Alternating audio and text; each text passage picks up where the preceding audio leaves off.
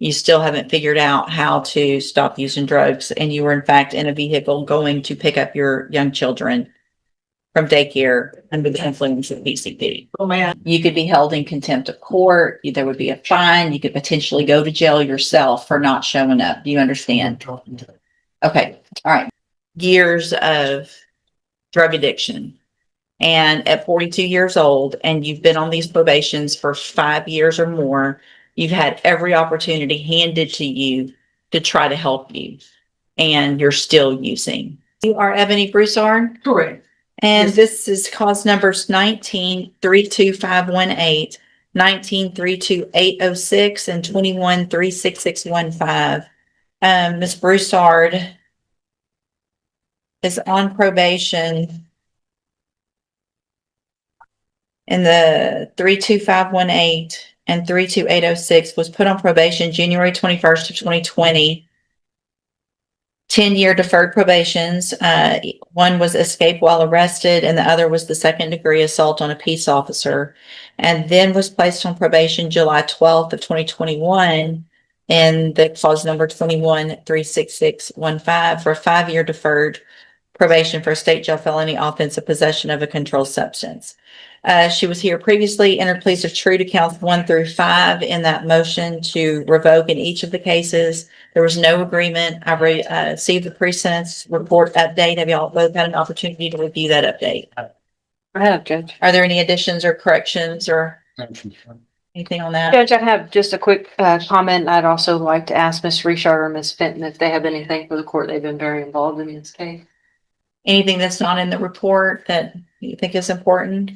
No, Your Honor, everything that we have in there is very direct in support. All right, thank you. And my only position, Judge, would be that she's obviously been extended almost every opportunity that probation has, every class, every structure, every program, and it would not be the position of the state like it typically is to argue for safety. In fact, I would argue strongly against it. All right, Mr.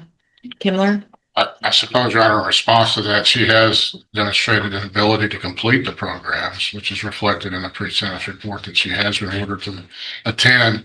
Of course, there is a pattern of conduct that reflects addiction and substance abuse, but she also has the ability to complete the programs as well. And I don't know how that relates to her inability, I suppose, to cope with the substance abuse issues, but she does have the ability at least to have enough structure and conform to the structure of these programs to complete them, so that says something. It looks from the pre-sentence report, it would be asking a lot to continue her on probation, especially with probation probably being unwilling to, or at least reticent to do that. I would only ask the court, if the court is considering for the developer to consider something at the lower end. She does have children, and I'm not trying to use that as an excuse or anything, but I think it maybe perhaps Children she was on her way to get while she was under the influence of PCP. I don't know that they established conclusively that she was under the influence. I mean, again, it reflects the substance abuse problem, but she does played true to all of the counts. Right. But yeah, that's true, Your Honor, and it reflects a continued struggle with substance abuse. Yeah. And so the issue then is going to be probably, I'm looking probably incarceration, but I would just ask that it be something not extreme, or at the upper end. And she wanted to address the court. What do you have to say?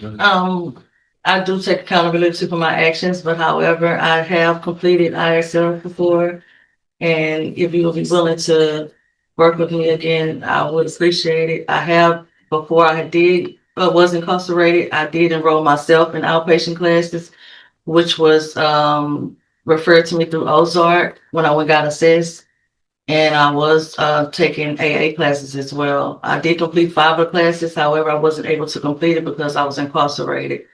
I do still have my job, and I did complete my 5-year probation for the first conviction.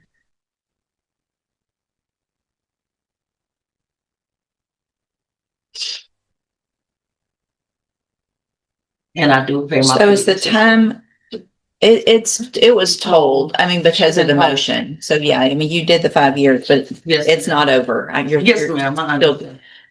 What is, Ms. Malfino, do you have any position with regard to specifically punishment on these cases?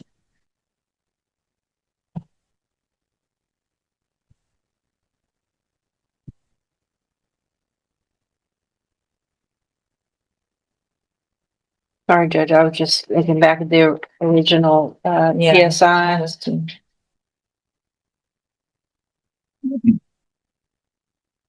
Yeah. I do, thanks.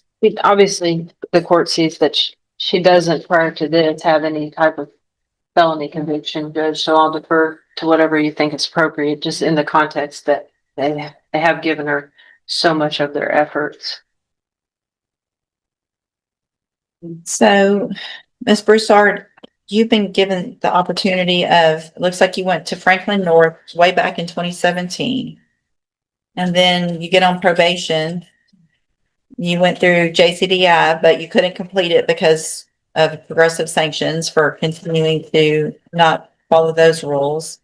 Then you went to Franklin North, December 7th of 2020. You were on the drug patch program. You did that. You went to anger management. You went through the moral recognition therapy. You were on the high medium caseload. You've been to ISF. And despite all of that, you're still on 2 probations, one of which you could get 20 years in prison and the other 10. You still haven't figured out how to stop using drugs. And you were in fact in a vehicle going to pick up your young children from daycare under the influence of PCP. Oh, man.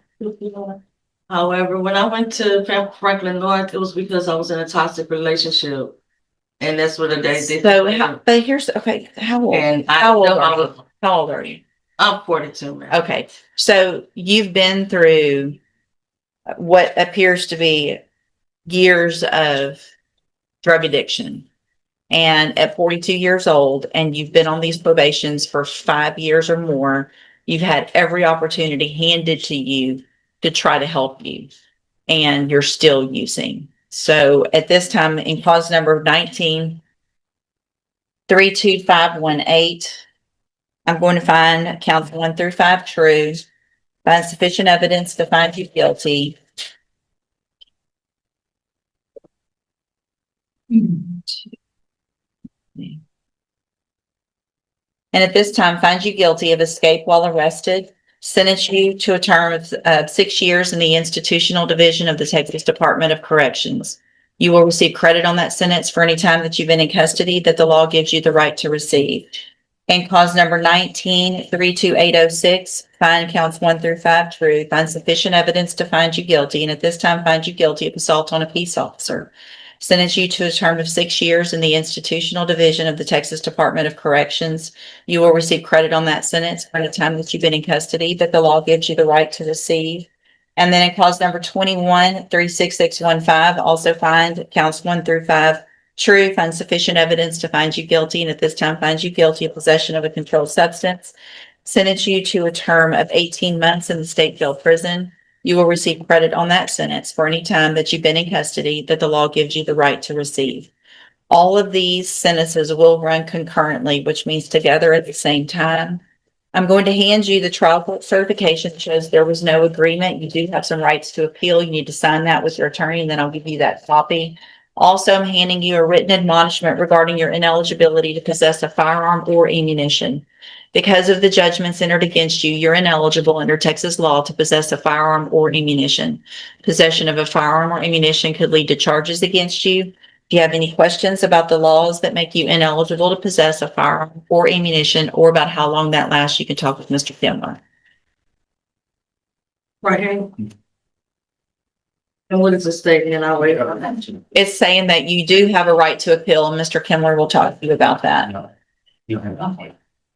When do you find You hand her that one and just the bottom copy off of that one, Mr. Kimler. When can I find this great time? They'll do the judgments today, and it should show up in the computer probably in the next day or two. It's the jail does not give us this information. It's well, right now it hasn't been all calculated, so it'll be in the system in the next day or two. Once the clerk, she's in court right now, so she can't do it, but it'll happen the next day or two. Right, sir, you're Asa Jones. And this is cause number 25, DCCR 0963. Mr. Jones is charged with a first-degree felony offense of aggravated assault. And the case is set for trial to begin with jury selection next Monday. And what is the announcement? You should be ready to. State ready. All right, it is likely going to be at the top of the list. I have one other that's potential, but it sounds like there might be some issues. So, but you'll know today after docket. I do want to make sure you understand, Mr. Jones, that after today, I will not accept any plea agreements. It looks like I've got a plea bargain rejection from January of this year where you rejected a 25-year term. Has there been any change in negotiations? No, Judge. Your Honor, we have a witness that would ask the court call the name of, please. Okay, Atlanta Gallo. Atlanta Gallo, please.